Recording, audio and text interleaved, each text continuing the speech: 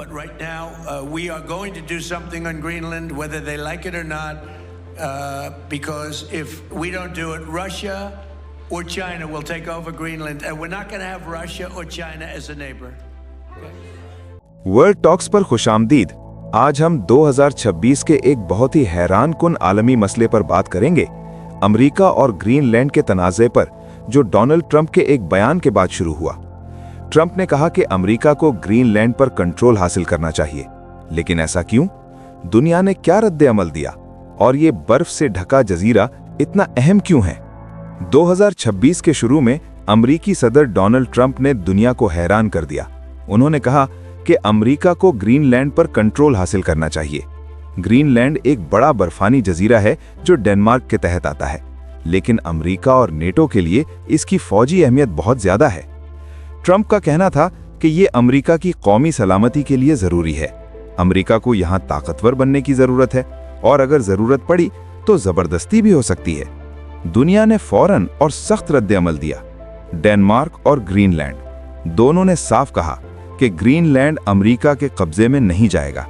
Greenland के वजीर आजम ने कहा कि हम डेनमार्क, नेटो और यूरोपीय यूनियन के साथ रहेंगे, अमेरिका के साथ नहीं। यूरोपीय मुमालिक और NATO, Germany, France, Spain, Poland और बर्तानिया ने डेनमार्क की हिमायत की।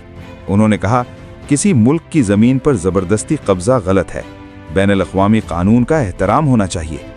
इटली के वजीर आजम ने खबरदार किया कि अगर अमेरिका ने फौजी कदम उठाया तो नेटो इत्तेहाद कमजोर हो जाएगा। सिर्फ 17% अमरीकियों ने ट्रंप की हिमायत की।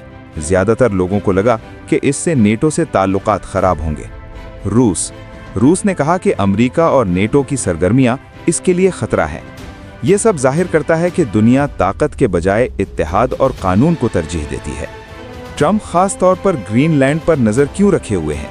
ग्रीनलैंड अमेरिका और यूरोप के दरमियान वाक़ है। यहाँ से बहरी रास्ते, फिजाई निगरानी और मिसाइल दिफा आसानी से कंट्रोल किया जा सकता है।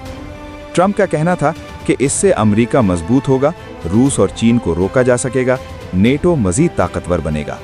लेकिन माहिरीन कहते हैं कि फिलहाल ग्रीनलैंड पर ना रूस है और ना चीन की फौज, और अमेरिका पहले ही डेनमार्क के साथ दिफाई मुआहदा रखता है। ग्रीनलैंड सिर्फ बर्फ नहीं, इसके नीचे कीमती खजाने छुपे हैं। नायाब मादनियात, मोबाइल, हथियार और टेक्नोलॉजी के लिए, तेल और गैस, मीठे पानी के ज़खायर, लिथियम, तांबा और निकल, बैटरियों के लिए। मौसमियाती तब्दीली से बर्फ पिघल रही है, जिससे ये वसाइल हासिल करना आसान हो रहा है। फौजी निगरानी बढ़ेगी, मादनियात पर कंट्रोल, चीन और रूस का असर कम होगा। रूस, आर्कटिक में अपनी ताकत बचाना, मगरिब के असर को रोकना। चीन, नई समुद्री तिजारत, कीमती मादनियात, आलमी ताकत बनने का मौका।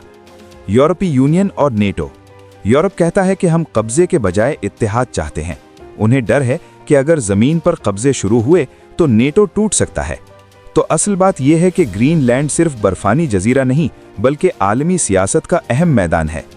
ट्रंप के बयान ने दुनिया को सोचने पर मजबूर कर दिया। क्या ताकत कानून से बड़ी होनी चाहिए या मुमालिक को मिलकर चलना चाहिए?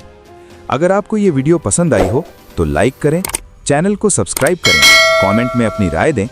क्या ग्रीनलैंड डेनमार्क के पास रहना चाहिए या ये आलमी ताकतों का मैदान बन जाएगा? मिलते हैं अगली वीडियो में। अल्लाह हाफिज।